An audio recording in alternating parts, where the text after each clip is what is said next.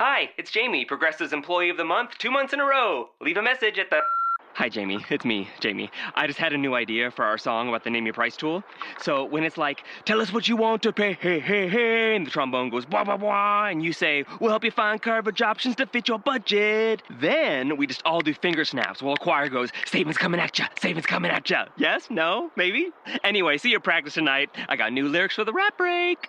Progressive Casualty Insurance Company and Affiliates. Price and coverage match limited by state law. You're listening to Boat Radio. I'm Mike McDowell. Now, before I introduce today's excellent guest and also a report from the Fort Lauderdale International Boat Show, I would like to thank everybody once more for sticking with us and consistently downloading the podcasts.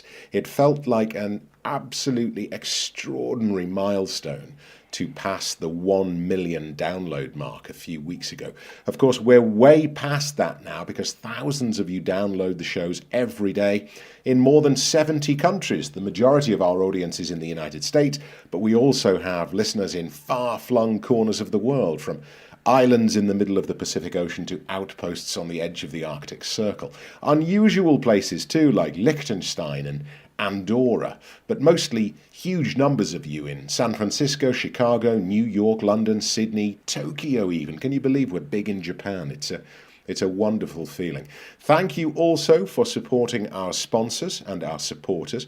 We've had really good feedback from those firms and organisations with ads running in our commercial breaks. An advert on Boat Radio really does work. For more information about Boat Radio and to find out how an advert for your firm could be heard more than 200,000 times every month, visit boatradio.tv. That's boatradio.tv. You will also hear there a selection of recent shows which play on a loop, on a constant audio stream. So thanks again. Okay, let's get down to today's business. Later in the programme, we'll hear from Beneteau's Jason Joyner. He sat down with Sarah O'Kelly at the Fort Lauderdale International Boat Show. They'll talk about motorboats, design trends, the boom in demand too for outboards on everything, even catamarans and trawlers. We'll hear what Jason had to say a little later in the programme. Before that, a modern mystery story. Now, it's not a mystery in the creepy Edgar Allan Poe sense of the term, but it does, I think, stray into Ellery Queen's arena because something about it just doesn't add up. In fact, quite a few things about this story just don't add up. Back at the beginning of May, two women called Jennifer and Tasha set sail from Hawaii on board Jennifer's boat, Sea Nymph. They were headed for Tahiti, and the trip should have taken a little under 3 weeks. Instead, well over 5 months later, the two women were rescued by the US Navy. They were drifting several hundred miles off the coast of Japan, which is around 5,000 miles off course. Family and friends had all but given up hope of seeing them alive again. Great, you think, two women and their pet dogs rescued. It's a happy ending. Well, no. Not exactly. It's certainly not an ending because the story rumbles on, and it's not entirely happy either because, quite frankly, a great many people simply do not believe Jennifer and Tasha's account of their ordeal.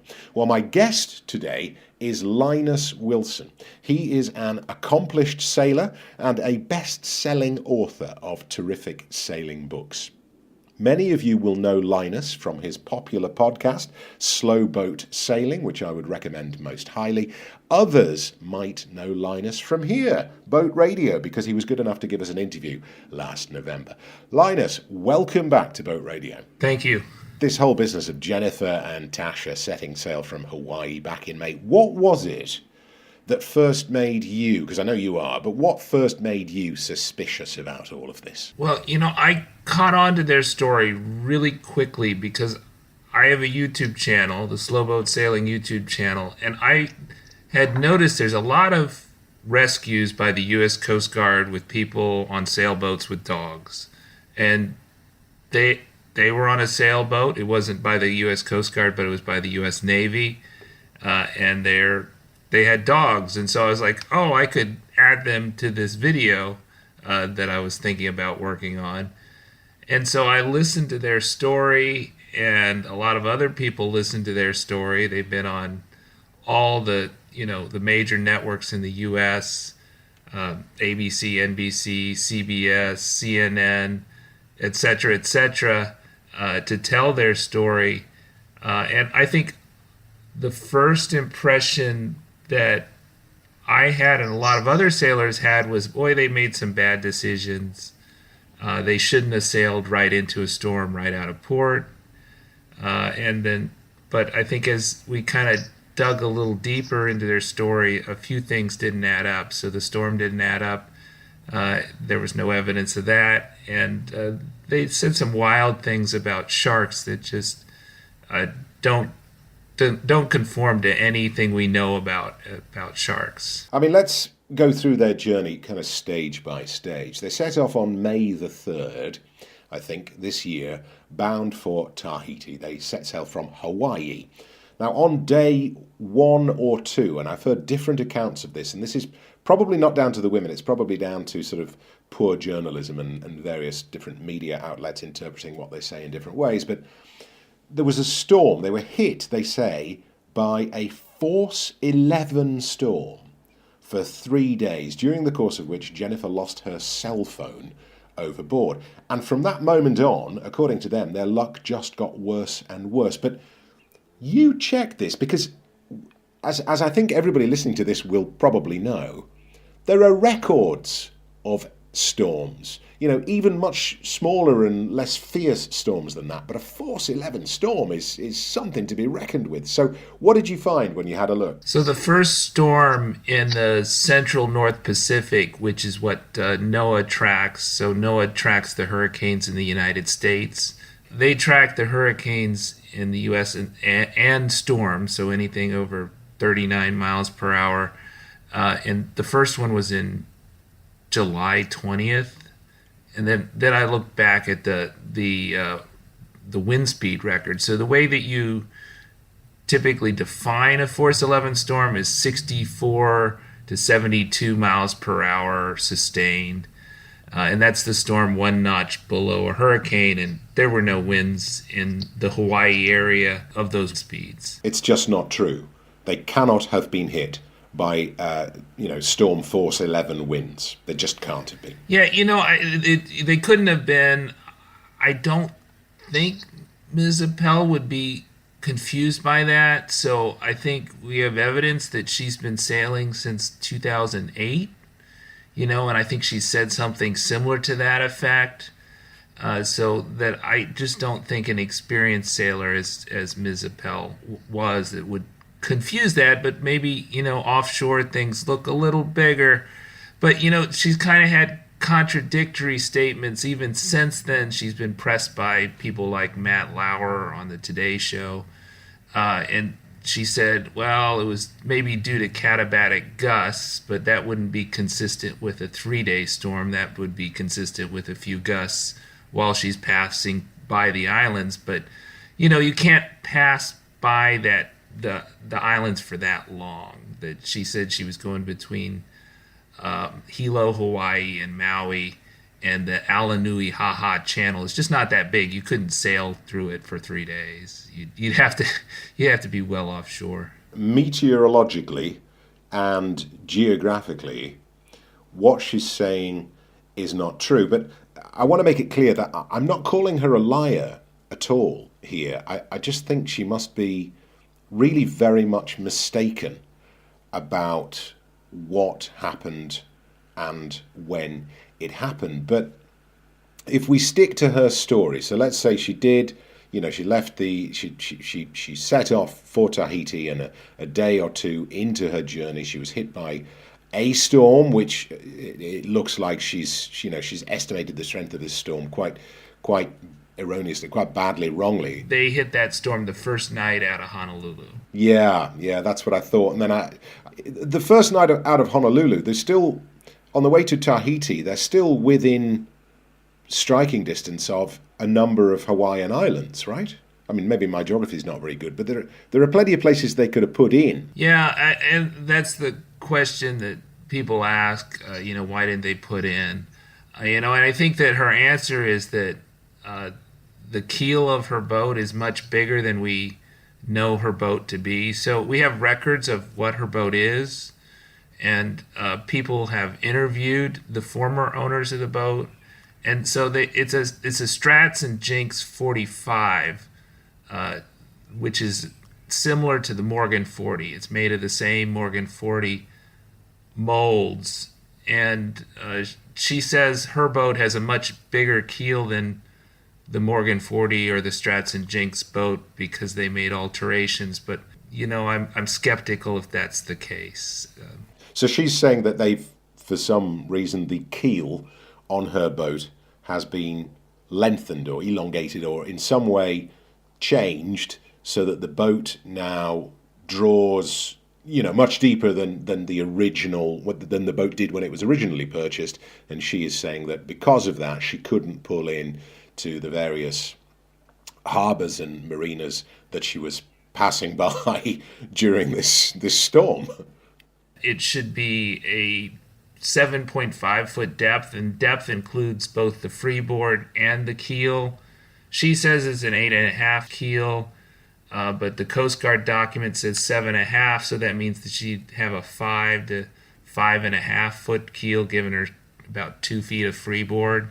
Just from my eye, it looks like the freeboard on her boat is about the same as the keel. The keel's not a ton deeper than that, so I'm not sure that it's been altered. Even if that were the case, there are plenty of places that she could have put in during or after the storm. She could have avoided this bad weather. Yeah, of course, she could anchor any number of places. There were a lot of anchorages she could have gone to. If she had an 8.5 foot keel, maybe there were some marinas she couldn't get into, but she could anchor outside the marinas or pick up a mooring ball outside the marinas. So. And at this point, of course, she was well within radio calling distance of plenty of places that could have helped them out if they were in trouble, right? I think one of the big criticism about the rig is that she did not have a broken mast in the traditional sense of saying that. Her mast was upright. Her sails, from the pictures, look like they're not badly ripped or anything. So that, maybe the rig was not in top shape and she couldn't sail with full sail, but it wasn't like she was dismasted, so it's not like the situation that many of the Southern Ocean sailors find themselves in, where they have to sail with a jury rig and they put up a whisker pole and still they find port within 5 months. You're listening to Boat Radio. I'm Mike McDowell. My guest today is sailor Linus Wilson of the very successful Slow Boat Sailing podcast. We are talking about the inconsistencies in the story told by Jennifer and Tasha, the two women rescued by the US Navy after drifting at sea for more than 5 months. It's time for a quick break. We will be back in a couple of minutes. Bonnie Lass Charters is Mallorca's #1 experience. Bonnie Lass is a 57-foot converted fishing boat. She was built in 1949 as a herring ring netter in Scotland, and now she's set up for the Mediterranean. Apart from just relaxing in the sunshine on the deck, there's paddleboarding and any kind of exploring you can imagine up along the north coast of Mallorca here, quite often with Maggie the dog in tow as well. Bonnie Lass Charters is unique because no charter is really the same. We work really hard to make it the perfect day for each individual client. To be able to go out and enjoy the day with the guests on board is just fantastic. For more information and to make a booking, visit bonnielasscharters.com.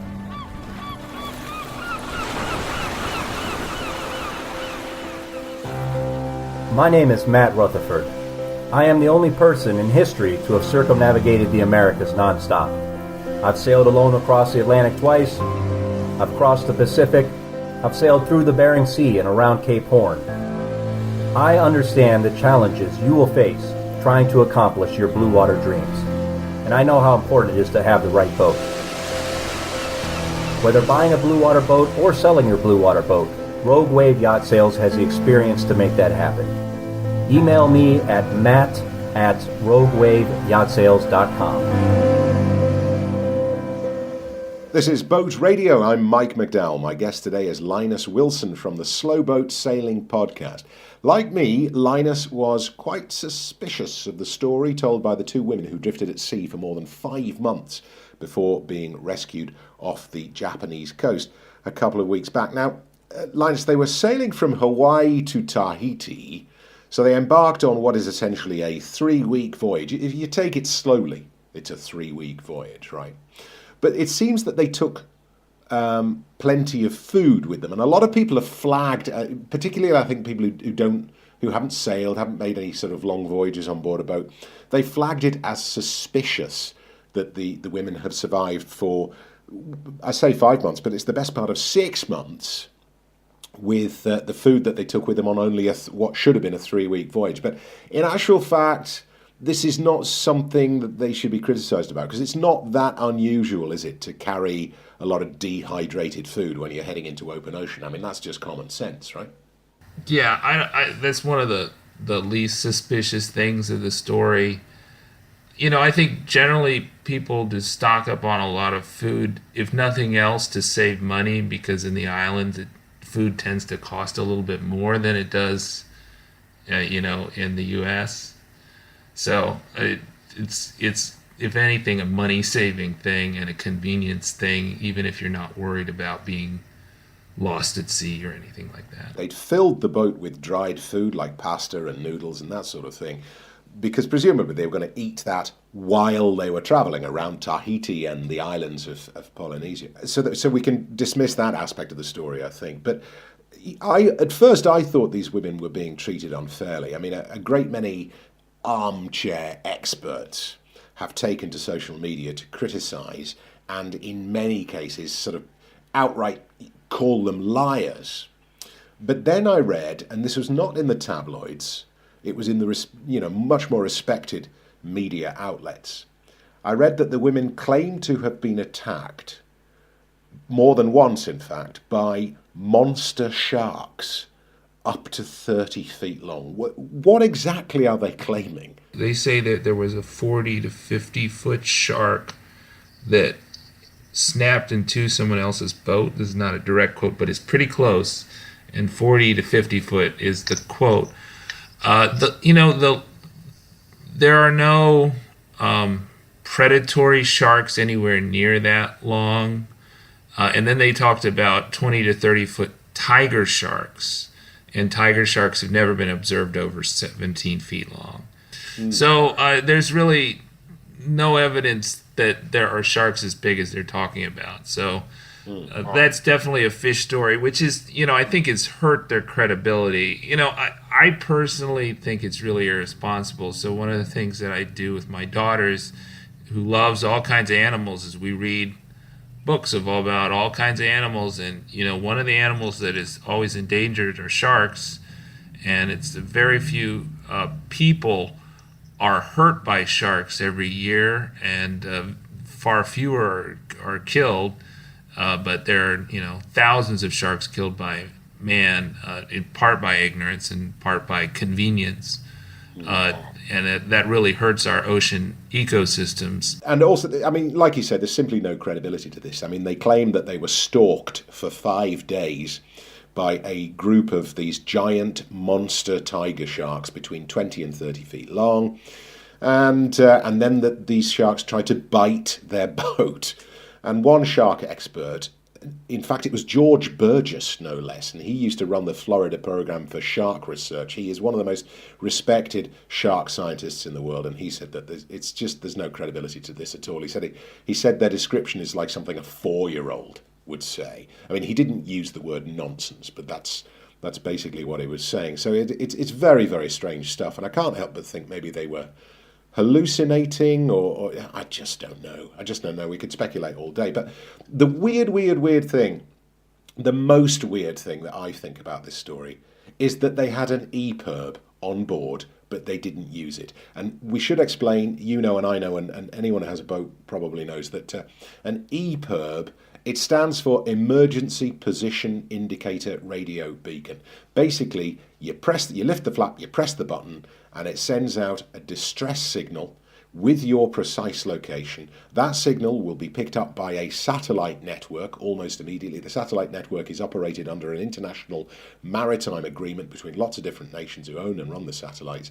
And if you press that button, the emergency services worldwide will be notified of your exact location, and they will get to you very quickly. I mean, in fact, even if you're in the middle of the Pacific Ocean, they will get to you within 24 hours. What have they said about the EPIRB on board the boat? Their reasoning for not pulling the EPIRB that Ms. Apple has consistently said since it's become public is that she did not feel like she was within sinking within 24 hours. And she didn't think it was, even though she claims they were unable to touch land and they were adrift and they were scared of sharks and all this other stuff, and they're thousands and thousands of miles off course. They didn't pull the EPIRB because they still had food and water, and they weren't going to die within 24 hours.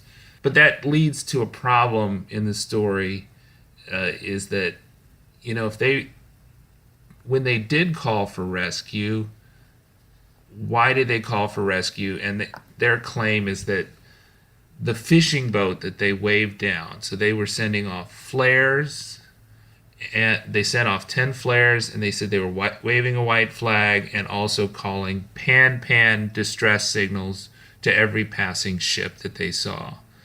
And the one ship that stopped was this 75-foot Taiwanese fishing vessel, who agreed to give them a tow to the nearest island. And so their story is that the tow was really awful, and in more recent statements, Ms. Apple said they were trying to kill them, even though they helped coordinate the rescue. They gave them a free tow. They stopped fishing for them. Sorry, Linus, can I just interrupt there? Jennifer Apple has said, you've heard her say this, or you've seen her say this on television or on the radio, that the fishermen, the Taiwanese fishermen who saved their necks, basically, were a danger to them. She was saying they were a threat to them. Right. This just gets stranger and stranger. Yeah, she's alleging that the fishing boat rammed them several times. So she's got some videos up on our YouTube channel. You can look at them. I didn't see any evidence that there was structural damage to their boat. I would think with an open ocean tow that there's a very high probability that the cleats will be pulled off, that all kinds of problems will happen with that, because there's all kinds of problems that do typically happen with an open ocean tow, especially with a larger vessel towing a smaller, slower vessel. But I didn't see that in her video, but she claims that a lot of things broke on her boat. But, you know, if you're taking a tow, you can always cut the tow line. You're listening to Boat Radio. I'm Mike McDowell. My guest today is sailor Linus Wilson of the very successful Slow Boat Sailing podcast. We're talking about the two American women, Jennifer and Tasha, who aboard SV Sea Nymph were rescued by the US Navy after drifting at sea for more than 5 months. It's time for another quick break. We'll be back in a couple of minutes.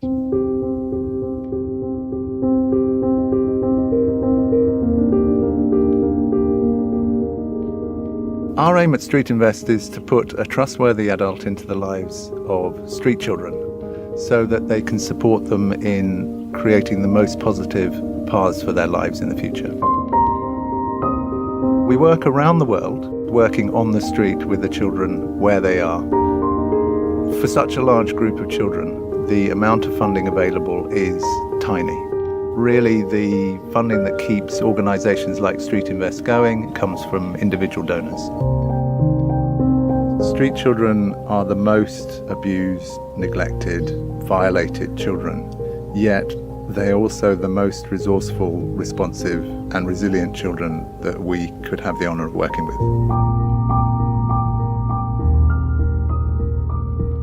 For more information or to make a donation, visit streetinvest.org.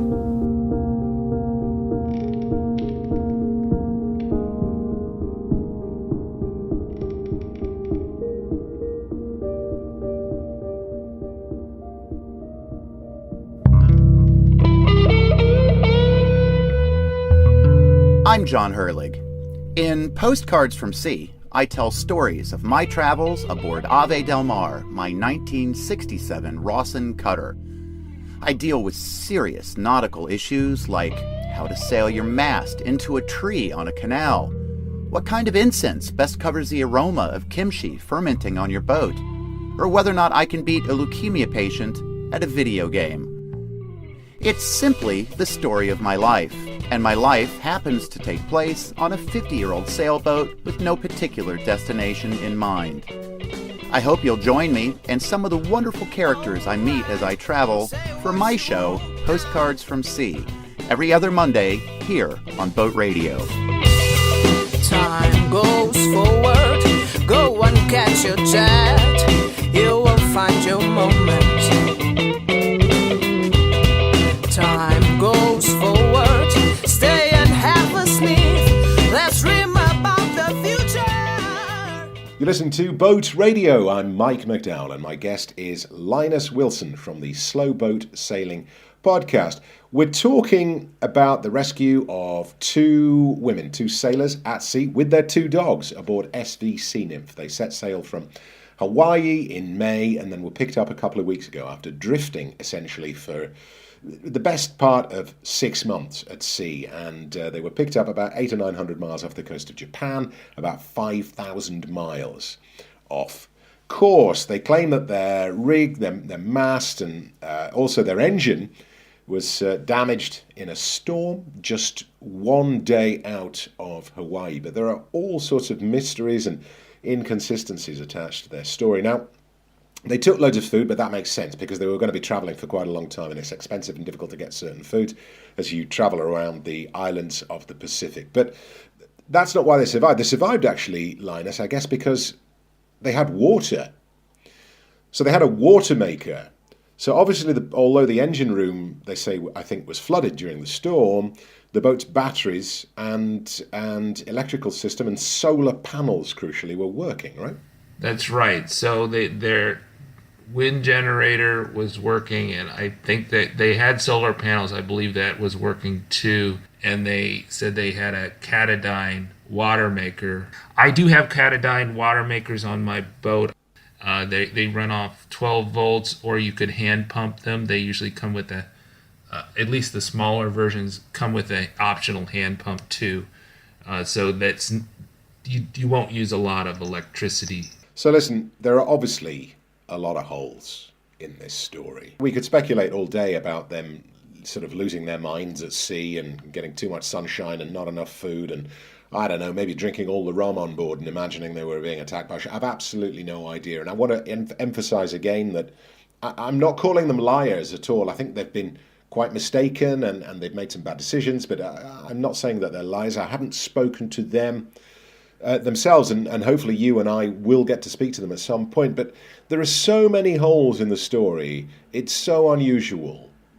What do you make of it all? I don't think we know anything about the story, to be honest. I mean, I haven't even seen verification that May 3rd was their start date, right? Besides what Ms. Apple and Ms. Fuiava have said. And because their story is kind of just so weird, all this stuff about not being able to stop at these ports or that port for reasons that don't make any sense to most sailors. And the fact that they were found thousands and thousands of miles off course, I don't think we can assume anything about their story at this point. You know, the Coast Guard says they're not investigating this matter.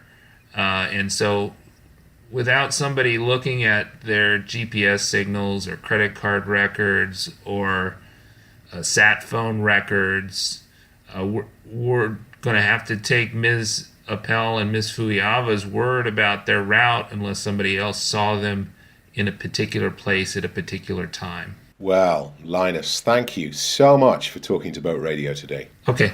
That's Linus Wilson of Slow Boat Sailing.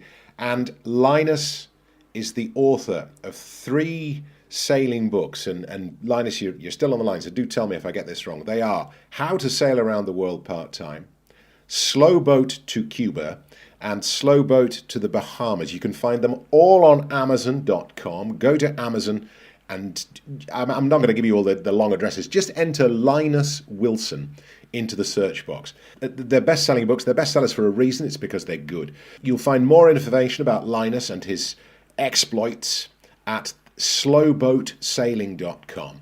And you will find the Slow Boat Sailing podcast, which is great, on iTunes and all of the other podcaster websites. So, Linus, for the time being, I'm going to try to get in touch with Jennifer and Tasha. And all four of us, you, me, and those two, we can talk together on Boat Radio next time. But in the meantime, thank you so much. Hi, this is Bob Bitchin from Cruising Outpost Magazine, and I love listening to Boat Radio.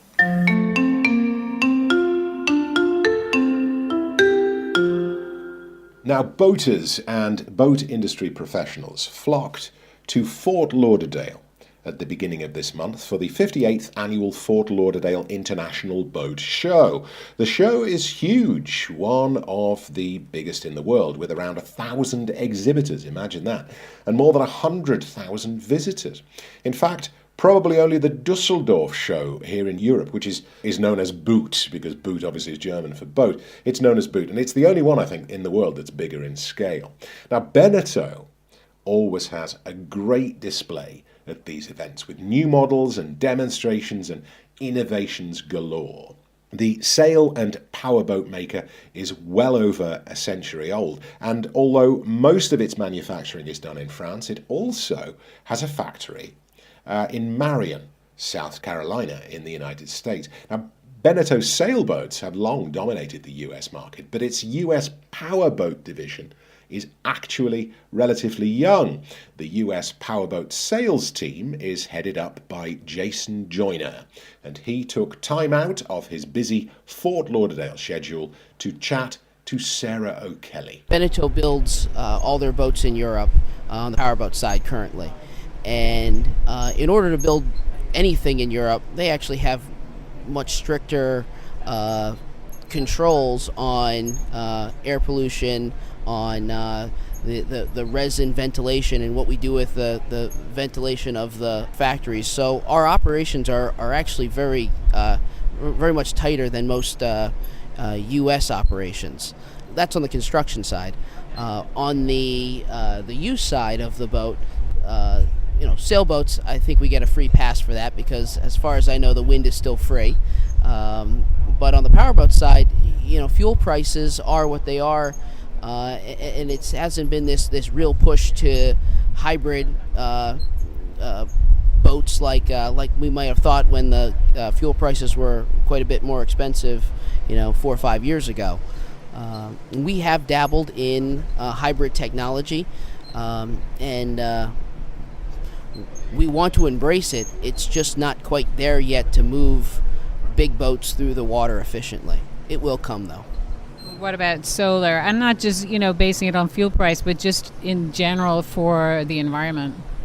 The funny thing about solar is every couple years, the solar panels are twice as good as they used to be, right? So when Beneteau builds a boat into a product cycle, we try to only put options on the boats that have sustainability for a number of years. Solar panel, we put on a Trawler 50 as a standard option, and build it into the construction of the boat will be very much outdated in a couple years. So it's very tricky for us to get too far down that road without the technology flattening out in terms of progression. Do you see any trend coming up in 2018? Do you see anything that just stands out that you feel like Beneteau are going to change and head in that direction? Well, the easy out to that question is outboards. Outboards are popping up on everything. Catamarans, boats that should never have had outboards. People have asked us to put outboards on our 35,000-pound Swift trawlers. It doesn't make sense for most of the boats that we build and sell today, but it's something to definitely keep an eye on. I think that one of the very interesting evolutions right now is what Suzuki is doing, for instance, with their dual prop outboard. That's a whole new ball game because you've got all that prop area in the water, grabbing more water, making boats move through the water more efficiently than putting a big horsepower 3-4 blade prop outboard on the back of a boat. Yes, you can take them out of the water and you don't have the maintenance issues, but yeah. Is that the reason behind people wanting the outboards, is speed and maintenance? Well, top end speed, there's some gains on outboards, but efficiency, not quite. Packaging is interesting because you have more storage space in boats, but really, in inland lakes, in freshwater bodies of water, there's still a place for inboard or inboard-outboard propulsion. Florida outboard has a lot of benefits. So, what boat is flying out the door at the Fort Lauderdale International Boat Show? Which one seems to be a favorite? Well, our in Florida, typically the crowd is a little younger, a little bit more focused on speed. So, as expected, our Gran Turismos are selling quite well. It's a boat that there's in the ranges that we offer, probably the most competitive in terms of different brands out there that sell boats like ours. But we seem to be doing pretty well from our sales figures and what we see over the next couple weeks. How big is the Turismo?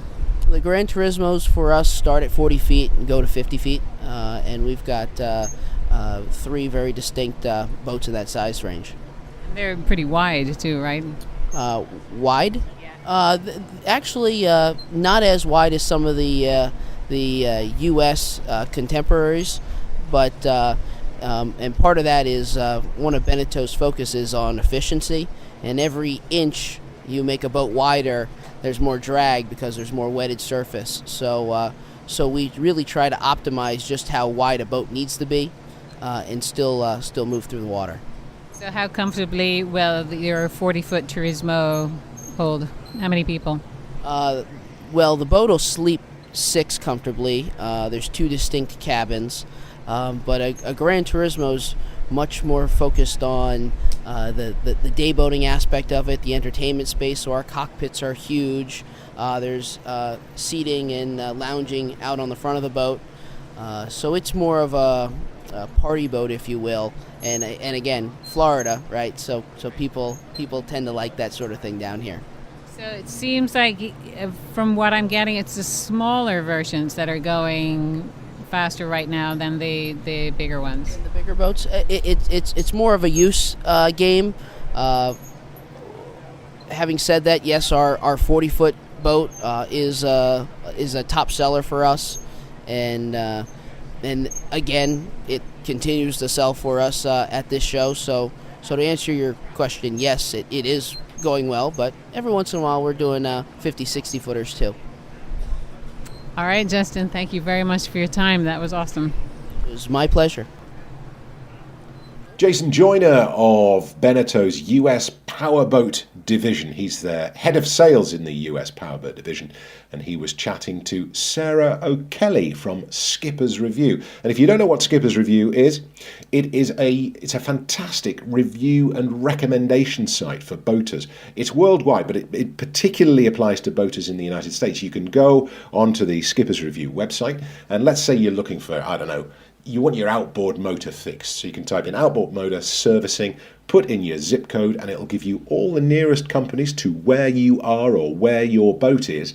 And there will be reviews from your peers, from other boat users who've used these services, and they'll tell you whether it was good, bad, or they'll give it a review, a number of stars. You know how these things work, and it's a really good idea. And Sarah came up with it, and she's also a boater. She has a Boston Whaler, I know, and she goes whizzing around Pompano Beach in Florida. But that was Sarah O'Kelly of Skipper's Review talking to Jason Joyner of Beneteau's US Powerboat Division. That's all from me for this time. Thank you for listening to Boat Radio. Bonnie Lass Charters is Mallorca's #1 experience. Bonnie Lass is a 57-foot converted fishing boat. She was built in 1949 as a herring ring netter in Scotland, and now she's set up for the Mediterranean. Apart from just relaxing in the sunshine on the deck, there's paddleboarding and any kind of exploring you can imagine up along the north coast of Mallorca here, quite often with Maggie the dog in tow as well. Bonnie Lass Charters is unique because no charter is really the same. We work really hard to make it the perfect day for each individual client. To be able to go out and enjoy the day with the guests on board is just fantastic. For more information and to make a booking, visit bonnielasscharters.com.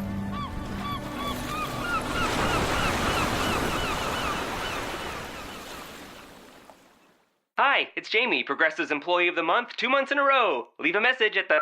Hi, Jamie. It's me, Jamie. I just had a new idea for our song about the Name Your Price tool.